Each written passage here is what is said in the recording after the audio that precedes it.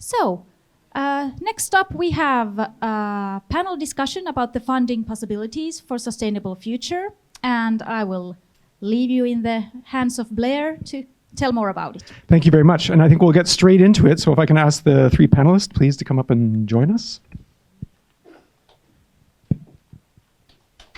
Oh, yes. Clapping before I even try to do any kind of introductions. See, nobody wants to sit beside me, so there we go. Thank you, thank you. And there's a microphone right there. There should be a fourth microphone. There's one there.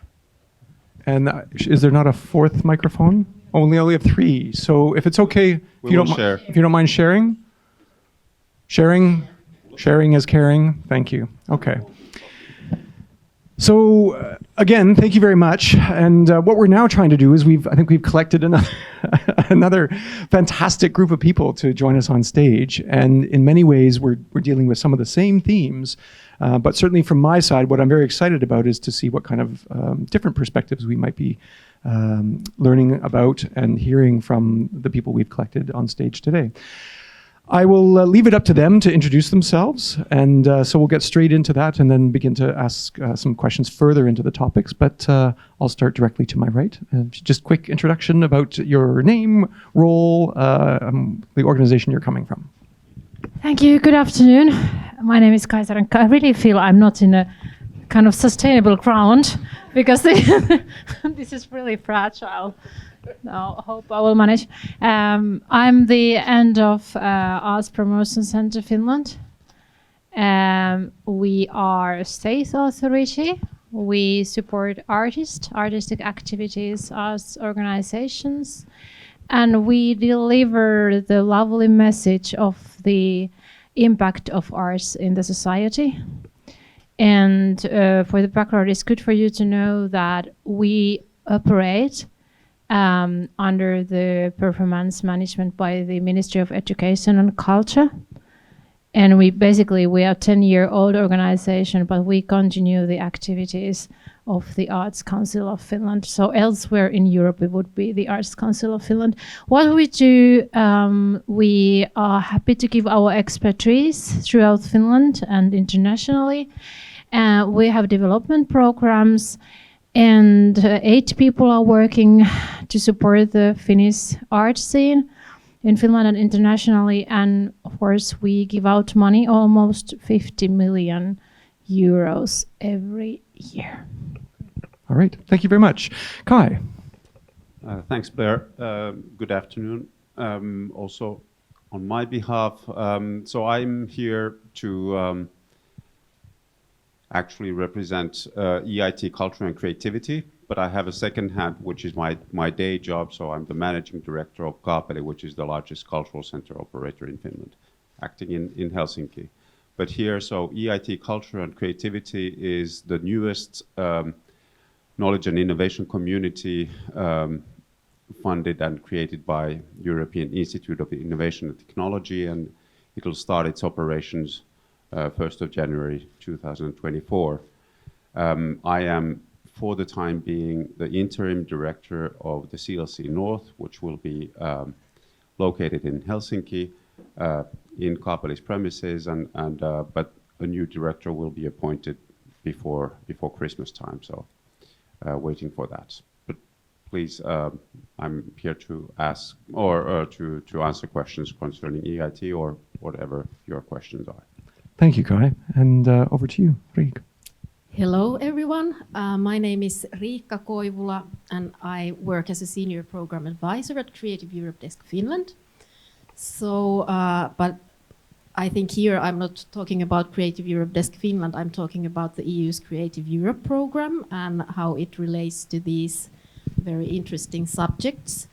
I'm not an EU policy officer, so I'm not responsible in any way of the policy, but my role is more to help the applicants create projects that sort of help with this very good EU priorities, try to help them to find partners from other countries, and basically get their applications through the quite complicated application system.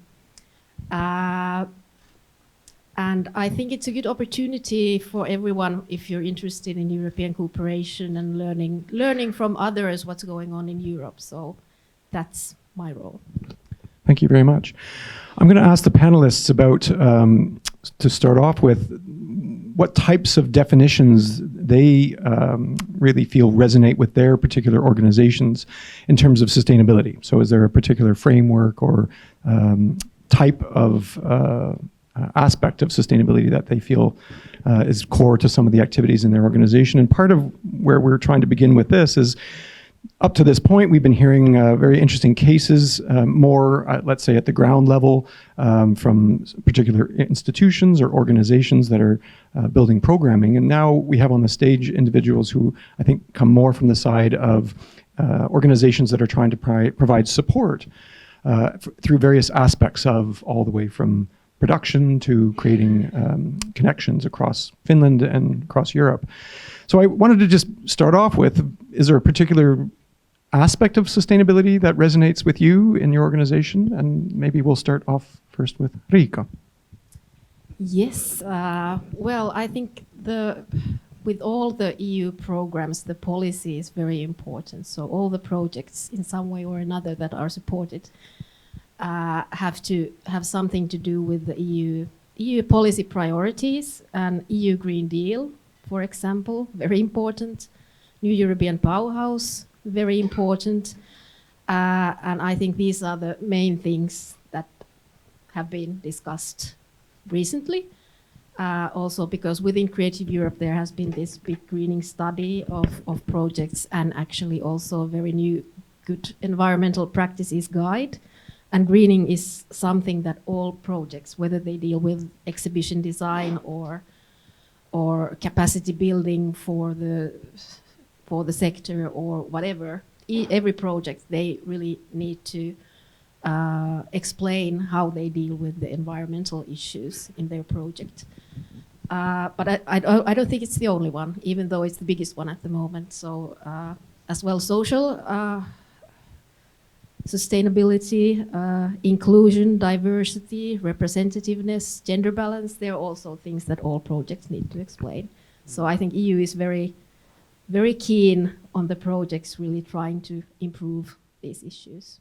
And so, Riikka, just to follow up on that, so for example, in many funding programs, these are now actually part of the criteria. So when people are writing applications, these are actually demanded parts of how people need to construct their ideas and proposals. Is that correct? Yes, exactly. And I think that at the moment, for example, in this program, I can speak on behalf of all EU programs, but at least in ours, you really need to think these things through quite concretely in order to be able to receive the funding.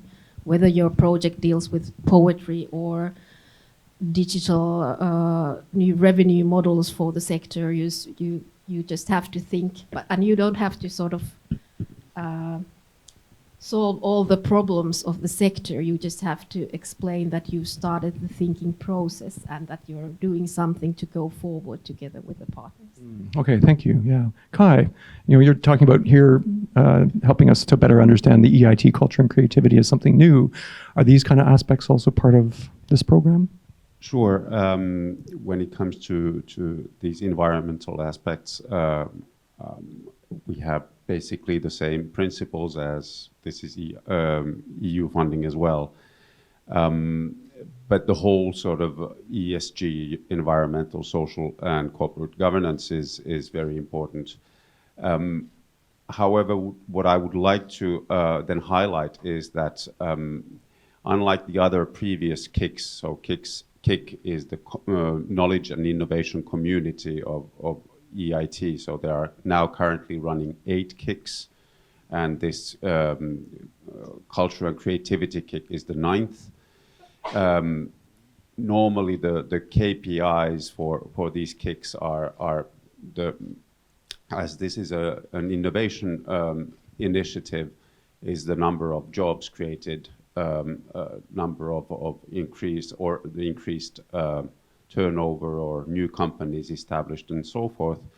So very financial measures and measurement KPIs, but with the culture and creativity kick, we also have a social mission and a mission to foster social innovation and also to foster or boost European identity and for example then indigenous cultures and so forth. So all of these aspects are different, very important. And then the whole structure of EIT is based on financial sustainability. So also this sort of a financial aspect must be brought forth, and this means that EIT strives to be financially sustainable, and all the KICs should adopt models that make them financially sustainable in their own operations over time. Thank you. Yeah. Kaisa, how does sustainability resonate for you? How does it resonate? I think that I've been now listening to the conversations. Everyone has been trying to kind of define what is sustainability, and I tend to think really that there is not one kind of sustainability without the other. So you can't choose that I'm environmentally sustainable, I am socially sustainable. Okay, I want to be ecologically, economically sustainable. And I think that basically we all want to leave this planet in a decent condition for future generations, and we really need to take into consideration all of these aspects. So I was asked to send an inspirational picture, and I actually choose an artwork that really, in my opinion, kind of somehow highlights it all. But how does it resonate to Taike? Well, I hope this is the way it resonates to all of my colleagues as well. But of course, as I said, we are a government organization as stated by law. And as a state authority, we are committed to the United Nations Sustainable Development Agenda, which means that we need to care for the environment, be ecologically sustainable, and promote justice in all of our actions. And when we give out money, that's kind of the challenge. Somebody yesterday, I think it was Krista, who were referring to funding gods. I don't know if I'm funding God, but but the thing is at the moment that in call of application for the money, we actually expect all the applicants who fulfill the criteria for the grant to be sustainable. And the problem is that we don't have criteria, we don't have tools really to evaluate if they are really sustainable or not. And this is not only Taike, this is the whole kind of the Finnish system, and I think that's in other countries as well. But I have to say that what I think we are pioneering, and one of our goals with the ministry for the forthcoming years is to try to find criteria that we could really evaluate that whether those applicants are really doing what they claim they are doing. Yeah, definitely. We've heard before this term impact, and certainly I originally come from the world of program evaluation, and so this idea of how do you start trying to either or find criteria or indicators for impact. And Kai, certainly the little I'm learning about EIT culture and creativity, it's it sounds like you're trying to push the envelope about how things have traditionally been measured for impact, and certainly it sounds also like this particular sector, we need to find those different ways of doing it, trying to take it from how other industries or how innovations in other sectors are funded. It sounds like we have to think of things differently, or we at least have to piece things together differently. I don't know if that also means, is there an agenda for having to, for example, look at specific measures, Kaisa? Well, next year when we are going to be here, I have more details, but we are just in the beginning of the process. But one thing I wanted to add, that if we speak about the sustainability within the arts, and we can divide it to 2 dimensions. The first one being that materials and methods and all that are sustainable, and the other one is that art can be something then that encourages to activism or at least discussion or actions or whatsoever. But I think one very important thing is that, I think that we don't need projects or measurements or evaluations or everything. There are steps all the time that we can do, very concrete steps. And when we are in the point that we can tell that what kind of funding instruments we really need and what is missing at the moment, then I'll have a couple of ideas. Okay, no, thank you. Maybe just a quick chance for the others to add on. And in terms of this idea of impact, do you feel are we needing to think of it in a different way, Kai? Well, I take off my EIT hat now, and these are my personal opinions.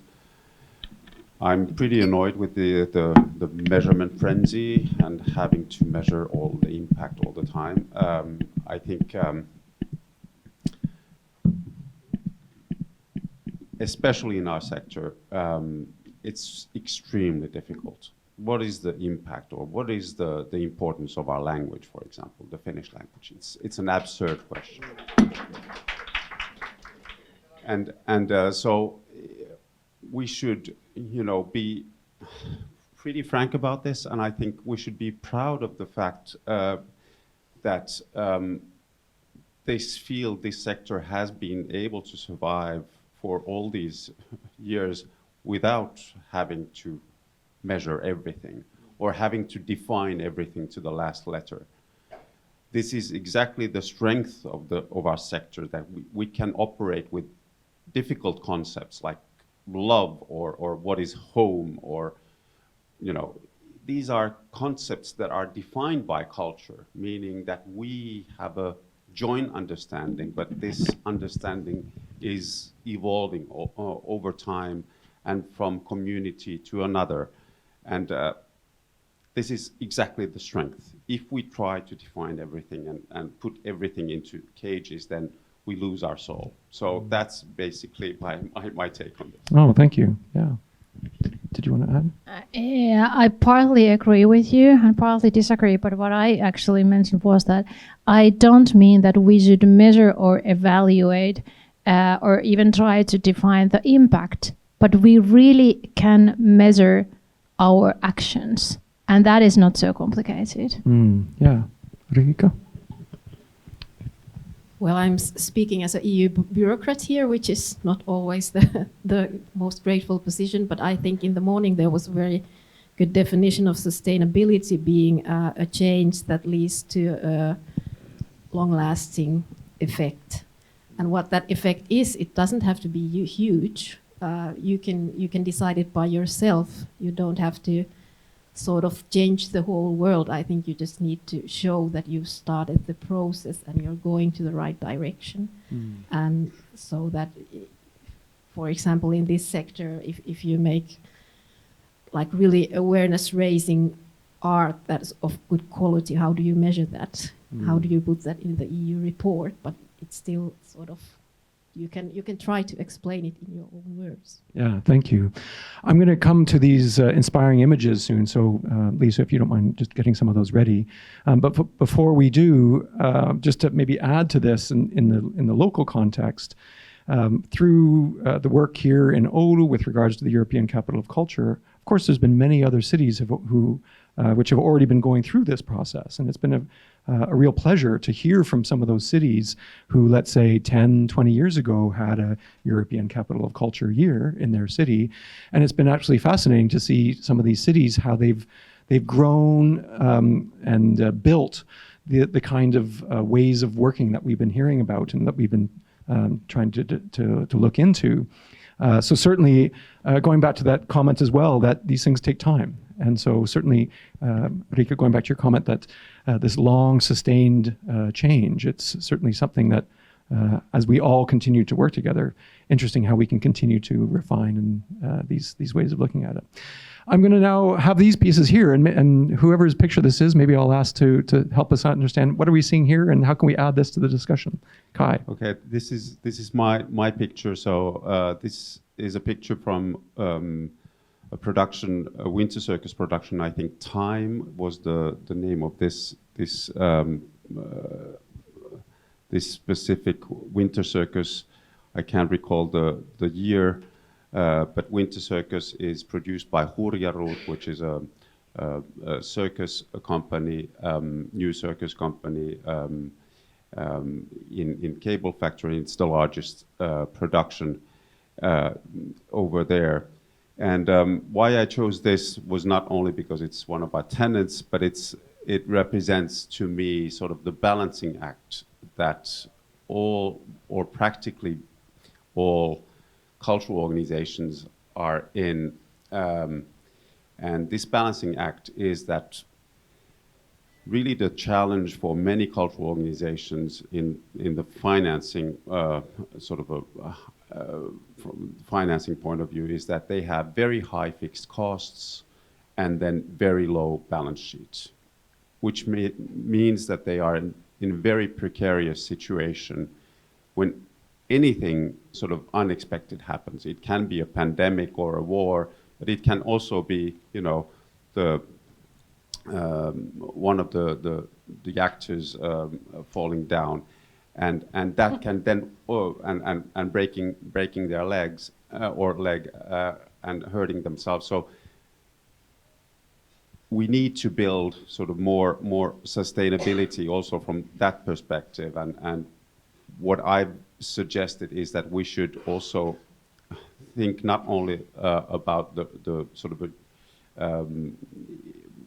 the one side of the financial statement, but we should also think about the balance sheet and build robustness in the organizations through the balance. Well, thank you. And just a comment maybe before we move to the next image, that certainly in a lot of our experience with many of these kind of funding programs, there's often talk from the European Commission about business models. And certainly in different sectors they talk about that, but also maybe potentially something for us about how we can continue to explore about what does it mean for new and innovative business models for this particular sector. So, yeah. Then can we have the next image? Okay, whose image is this one? This is mine. Okay. This is an artwork, a part of an artwork of artist Outi Pieski. She's a Sami artist, and I was very privileged to actually see this work in October in Inari. And this work is called Stream Mother Earth, and it's situated in Sami Congress Hall in Inari, in the Sami Cultural Center Sajos. And I actually chose, if you have asked me to send a picture like yesterday morning, I would have sent a completely different picture. But this came to my mind that one aspect that we kind of many times we forget is that we speak a lot about innovation, and I think that speaking about innovation and digitalization and all these funding instruments that are directed and addressed to them are a little bit, we are on the fragile ground that whether we really can finance like the core art and artists. We have been speaking a lot with Sofia and Luova Verkko-tiimi, the Creative Net, which is part of Taika as well, about that. And I think that all this work is what sustainability really is, because she's using materials from nature and she's using materials and ideas and kind of elements that are from Sami culture. And they have a very strong background in the culture.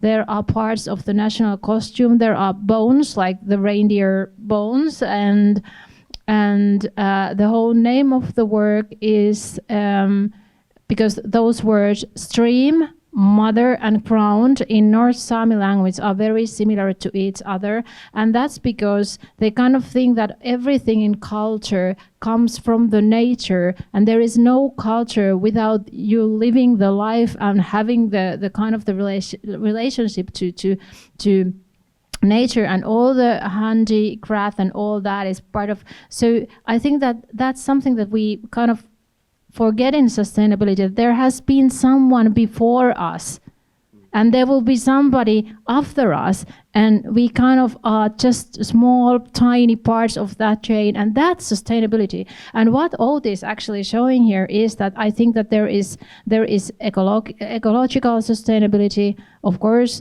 but then there is also this justice and social idea, and then as an artist, of course, the economic as one. And I have to say for Outi that she has been a pioneering artist. Also, she has been doing video installations before all the others did, and she has been an activist as well, and all that. And my last point being that we speak about creative Europe and we speak about creative economy and creative innovation, but we don't have anything creativity without a creative person, an artist who is doing all that. And I think that that's in the core. Yeah. Thank you. Yeah. Maybe we'll move on to the next image. And this, I think, is Riikka's. Yes, this is a picture from the Oulanka research station. It's a picture taken by Antti Tenets from Photo North, very close to here. And it's a picture of the work of a More Than Planet Creative Europe project, a residency artist, Cesar and Luis, who are actually measuring the things happening in these microorganisms and then using this data as the basis of their artwork. Really interesting. Apparently they did a lot of this in the Oulanka research station. And I think it's a good example of how interesting art can really give new perspectives to the world, environment, society, a lot of different things. And as Kaisa said, that it's the arts that's there on the core, that is sort of a lens towards rest of the society. Thank you very much. Just a quick comment on that, but also just to prep, I think where we want to then take from these images, I'll be coming with a question with regards to where the digital piece fits in, and if you have any particular comments. But one thing just to add, I think for us, what this really also connects with is, hopefully you've been noticing over the last couple of days, a lot of the way we've structured the agenda is to look into how we can bring communities together who maybe don't normally come together. How can we work in ways that are new or innovative? So again, it doesn't necessarily have to mean that we're all using some kind of new technology, but ultimately this idea of working in spaces. So Riikka, thank you for this, because if you're not familiar with Oulanka as a research center, those are university-based researchers coming from particular scientific disciplines, but how they can work, for example, with artists directly. One of the co-funders of this event is the STARTS program based through the Commission. So if you're not familiar with STARTS, so it's S plus T plus arts, science plus technology plus arts. So there's already a recognition, I think, at the Commission level that these are combinations that can potentially be really fruitful. Riikka, I don't know if that connects with some of your thinking. Claire for this, because what I forgot to mention, that it's actually a very multi-sectorial project combining artists, scientists, and even space research.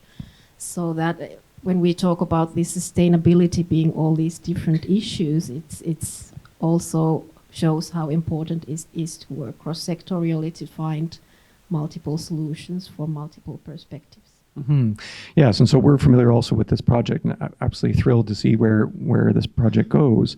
But the idea of residencies, I think you've heard that we've just started here 2 new STARTS-funded residencies, artists who will stay here, work with us in Oulu for a number of months.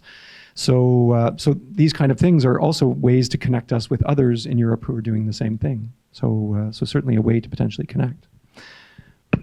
Yeah, and I think when you say that, we don't have to necessarily talk about artists who use digitalization, but I think that it's that we are surrounded by digitalization, and like all this work is in a closed room, and I was really privileged to get in there. But I took a picture and I put it in my I don't have TikTok, but I almost like that I have. But my kid would have put it on TikTok, and it would have been zone for all of her followers, but I put it in Instagram, and we are living such a digitalized world that it's the communication is one part of that as well. So that's something I think that it's taking into consideration as well. Yeah, certainly. So to maybe move into this idea of the digitalization, and we're hearing from Kaisa about the communication side, but to ask the other panelists, are there some other aspects of the digitalization piece that we need to consider specifically within some of your work, Kai? Well, when it comes to EIT culture and creativity, I think one of the key aspects will be how to involve the whole sector, because the sector is so diverse, and we have so many different kinds of actors and players in the cultural sector, ranging from individual artists to very large cultural institutions and then creative industry companies. And I think that's where digital platforms really can be helpful. And so I know that EIT Culture and Creativity is developing this engagement platform in order to get feedback from the previous actions, and also then to develop and the next strategic agendas in the coming years. I think we already, during the pandemic, learned to use these digital tools in a much more efficient way. We were having to develop our bid for the kick using Zoom and these other platforms, Miro boards and so forth, and actually they were pretty efficient, I must say. And so I think that's a key aspect in EIT culture and creativity side. I think when it comes to the cultural sector or the creative, but let's say especially the cultural sector in general, where we still are lagging behind the other industries, is really data science and data management. We have so many low-hanging fruits where we could be, using the data that is already collected. Let's say, for example, museum card here in Finland is a tremendous sort of a treasure pot of data, but I think we're not, taking advantage of that data in a sufficiently efficient way. So I think there are many opportunities. Yeah, thank you. Riikka, on the European side, so for example, are you seeing trends when we look at the various funding programs on the digital side, or? Well, speaking on behalf of Creative Europe mostly, I think there are loads of interesting projects. As you know, digitalization and new technologies are one of the program priorities as well, in addition to sustainability and environment. So there's a lot going on, especially during the pandemic. Everything digital just boomed. And there's a lot going on, whether it deals with interesting digital contents or new possibilities for the audience experience, or all the type of things that have been discussed and showcased here. A lot of that, and a lot of projects dealing with the environmental issues. But now it's maybe there are starting to be some projects that also sort of look into the digitalization from the challenges perspective, which I think is interesting, how it affects democratic processes, how we interact in society. And for me, it would be really interesting also to see how to create these sort of sustainably digital solutions. And I was trying to research for that type of projects, but I couldn't find one yet. So it would be really interesting maybe to see something related to that. Yeah, thank you. I'm going to move this into the topic of kind of gaps. And is there something we're still needing, even on the conceptual side, if you had to choose, for example, what still needs to happen to move us in these directions? And maybe just to begin that process, one of the topics that you're helping me think about in one of our projects is working in the European theatre sector, is there's this idea of understanding that during the pandemic there was a whole interest in what the community's been calling digital theatre. But of course, there was a lot of experimentation, but there's now been these pendulum swings to come back to understand, okay, what were there things that were working, and maybe there were actually some things that we had to do, but now we're actually coming back to seeing if there's some things that we actually need to change in response, and that maybe aren't necessarily fully digital. But maybe just a question then to each of the panelists is, if you could choose, what still needs to happen within your particular sector? Is there one particular thing that, for example, Kai mentioned, data analytics or data science? Any other thing that resonates? Riikka, I'll start with you if that's okay. That's okay. A challenging one. I think one challenge is that there's really a lot going on, as we have seen here in these last 2 days. A lot of interesting initiatives. We had a Creative Europe workshop yesterday, and Tanja Roman from Taika Box said very well that these projects are sort of, you have to see them as problem solvers. So you have to identify a problem, and then together with the European partners, find a solution for it. And I think that's what a lot of the projects are actually doing. They're identifying these challenges that we've been talking about, finding solutions for them. And there are loads and hundreds of interesting things going on, but how to sort of accumulate this knowledge so that it becomes accessible for anyone who's interested about it. It's really difficult to, of course, it's really important to have events like this so that you can hear of what's going on, but how to sort of accumulate this knowledge and expertise that's happening a lot with project funding, so that's definitely one. Thank you. Kai? Thanks. Well, if I think about this from again, try to think about this from EIT's perspective, and maybe thinking about the innovation side, and when it comes to the cultural industries, I think there is a lack of resources in service development across the sector. I know only one cultural institution in Finland that has really an R&D department, and that's Yle, the Finnish broadcasting company. But basically none of the other, even very large cultural organizations, don't have an R&D resource. So actually the resources go in developing the next production, whether it's an opera or a theater piece or music, whatever. But in actually developing the service sort of the service offering,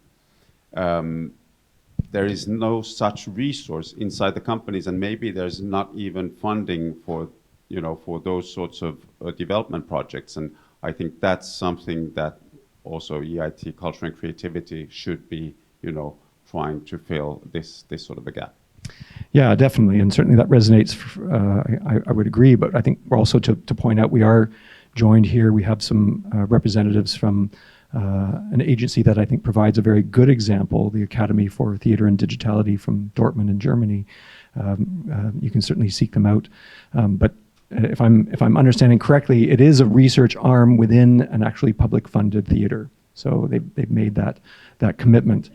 So there are these examples out there, and certainly it's frankly from my perspective. It's exchange cards. Yes, you need to talk, but this, from our perspective in Oulu, I think this is a very inspiring piece, because it's this idea of where can we provide the added value in understanding these kind of gatherings, the connections between the work that's happening on the ground and how funders can connect. It's ultimately potentially making a much more robust R&D way of working. So, Kaisa, any thoughts in terms of the gaps that we still need to work on? Well, Kai basically said it all, but I'm contemplating, because what I'm going to say sounds so old-fashioned when I'm representing Arts Promotion Center, but I'm going to say it still. When it comes to digitalization, I think that we should be thankful for COVID because it really accelerated the process, so to say. So we would be much more, behind the development if we would have been not forced to develop all those digital tools and so on. And to be very honest, I'm not really worried that we would not have innovations or we would not be able to use digital tools or whatsoever, because we are pioneering here. I think that it's going to be fine. And also I know that artists, throughout the history, artists have been the creators. They have been the ones who have had the innovations, who have been able to foresight the future and all that. So I go, where there is a gap, I go to the very core.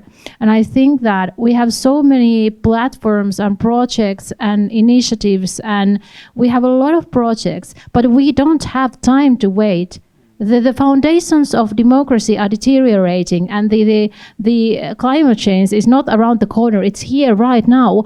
And we should have support models that would really support the artists and artist productions right here, right now, and it's not complicated.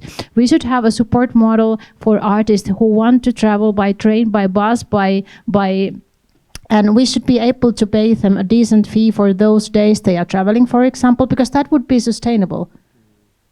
And we should have more funding, for example, for in performing arts. It's good to have these digital theaters and so on, but we should have funding for co-productions, international co-productions, in a way that it would be more sustainable in ecological way. So it's not so complicated. And I'm afraid that the artist scene is here and kind of the core art, and there are all the innovations, and the gap between those two is too big. So I think that we need to have new funding possibilities for the art core as well to be more sustainable, and that is kind of the basic thing.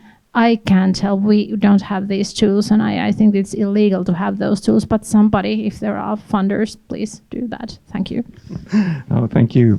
I think many of these comments are really resonating for me. One of my favorite English words, this idea of infrastructure, and I've heard some other cases and others on stage mentioning this word. And so, again, Kaisa, Kai and Riikka, some of the points that you bring up, this idea of research and development, potentially so much more that we can do to support the sector to come to an understanding of where we can push this and where we really need to go to better understand those kind of supports or infrastructures. The timing is coming, so or flowing, however we want to discuss it, but I did want to open it up for a few questions. So if possible, if we can potentially have a mic to some of the audience members. And okay, and we'll share. Are there any questions? And certainly while you have the fantastic opportunity to have these three representatives up here of various organizations from funders, any questions to pose to them? Thank you. Hi, also, my name is Krista. I come from the Northern Dimension Partnership on Culture. And I have a question especially for the EU funding instruments sitting there. My experience is that EU fundings, even though they are good in their intention, tend to be so demanding for the applier that actually for whom they are accessible to even apply for funding, you need to have all kinds of skills and capacities and organizational memories and abilities to just, a good idea is not enough, but they are really demanding, I have to say. Even for people like me who work for years and years with this kind of funding instruments. So maybe the question is, how sustainability connects to the demands that EU sets for the cultural sector, for them to be able to handle these fundings, to access them. And maybe this is also then for Taike, that how do we actually expand to whom these resources allocate to in the end of the day? Thank you. Maybe we'll start off with a response. Kai? Yeah, thanks, Krista. I couldn't agree more. This is a really big question and a challenge. I think there are, however, solutions for these problems. It's not only, I'm not saying that the only solution would be to create an R&D department inside of each and every small cultural organization. I do think that there is probably a little bit too much fear for the bureaucracy as well, although I know that you know what you're talking about. But I have, my past is, for example, in films. I used media program. We were a 2-person organization at the time. Yes, it took a year, but once we learned the ropes, then it was pretty easy. That's also our experience at Kaapeli. We used to coordinate one Creative Europe flagship project with multiple stakeholders. Yes, it takes time, but once you've done it once, it becomes much easier. Then when it comes to very small players, I think there are instruments that EIT has used before. I used to work for EIT Digital before joining Kaapeli, and there we had one of the services that the CLCs, the co-location centers, the hubs that are in service of the community, and the CLC of culture and creativity will be in Helsinki. One of the services was to organize a clinic to help the applicants prepare their applications. Prepare them in a technical sense so that all the checks or all the boxes are checked, but also then to help them content-wise so that it sort of fills the criteria. Then there are yet another instrument.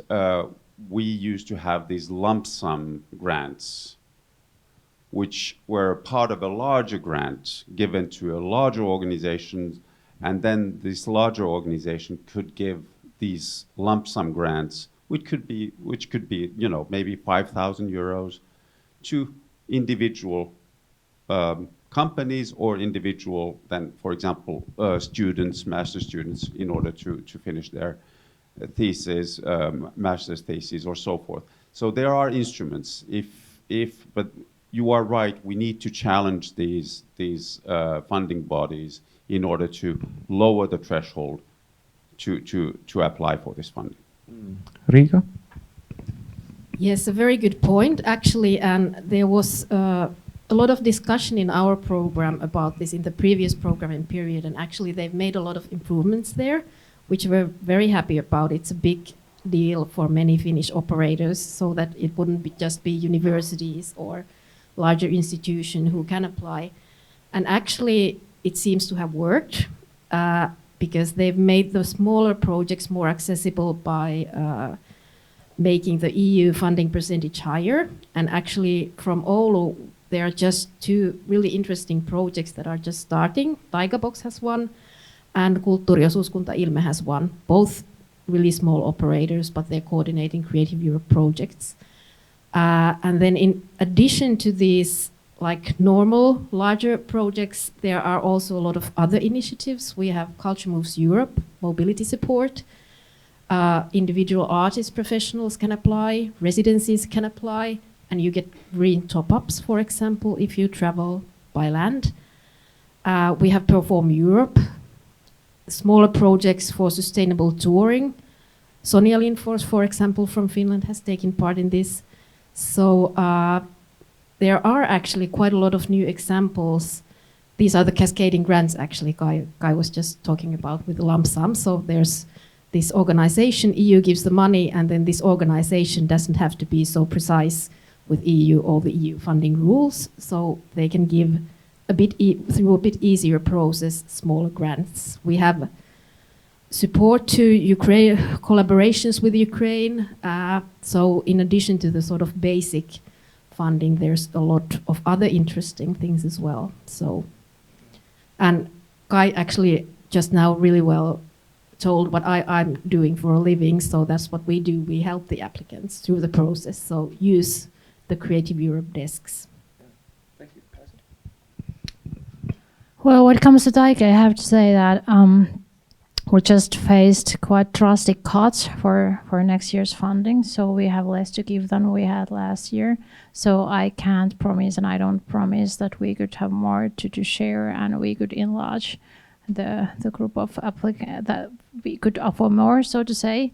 But I think that in Taika we need to fight for the freedom of the artists and adequate kind of living for them, and in a way that then there would be structures that we could also strengthen the structures in a way that they could probably fill in the EU forms and have the funding and do all that. So I think that in the future as well, our role is to support the artist and guarantee that when there is the money to do the EU project, there is the artist who is actually doing the artistic work. And I think that this is how it goes to remain.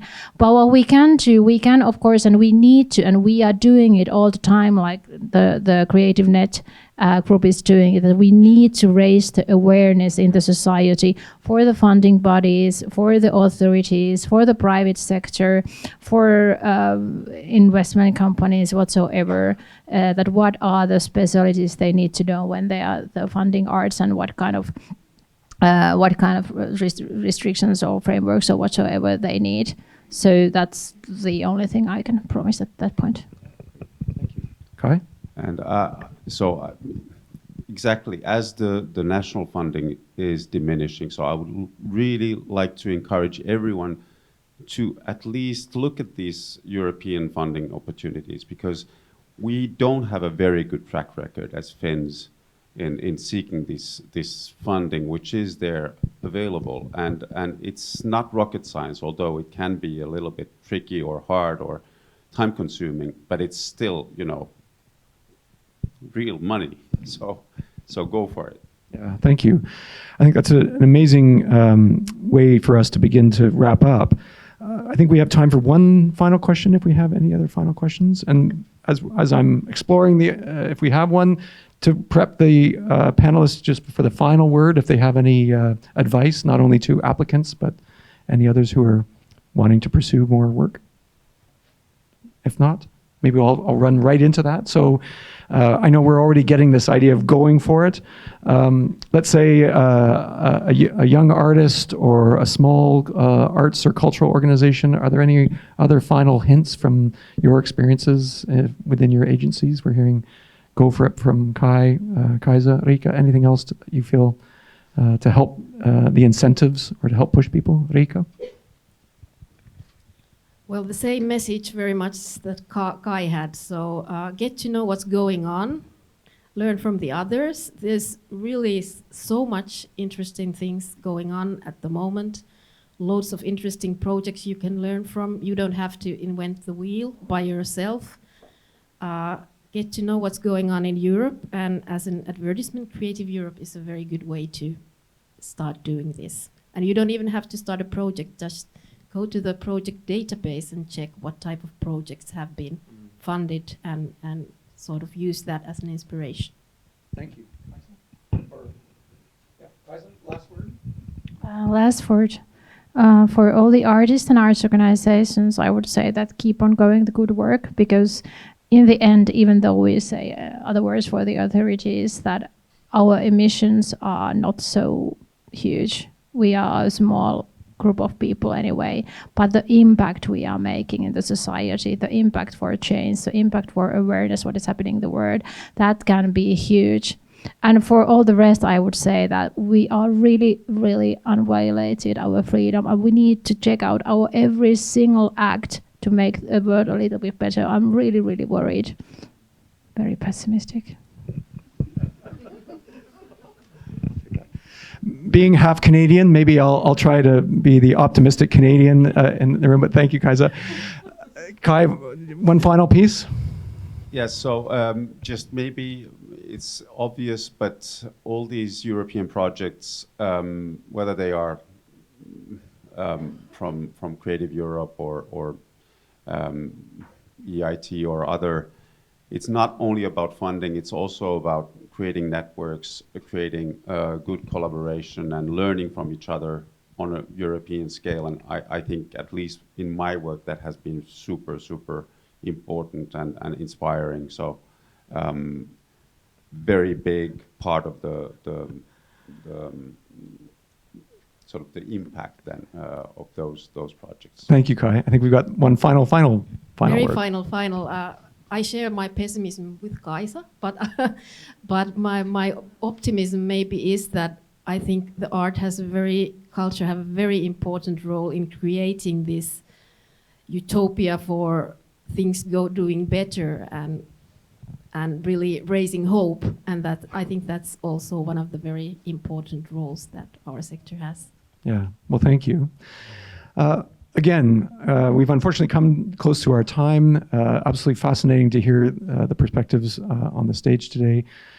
From our side, this also very much resonates because as a very new center that we've been building out of our university, we've already had the pleasure to be part of certain European projects. There are a number of those partners here in the audience already, but it's been a hugely enriching experience to be part of these European projects, not only to try to support the efforts at a European level, but also to be able to learn about all the incredible things that are being driven in so many corners across Europe.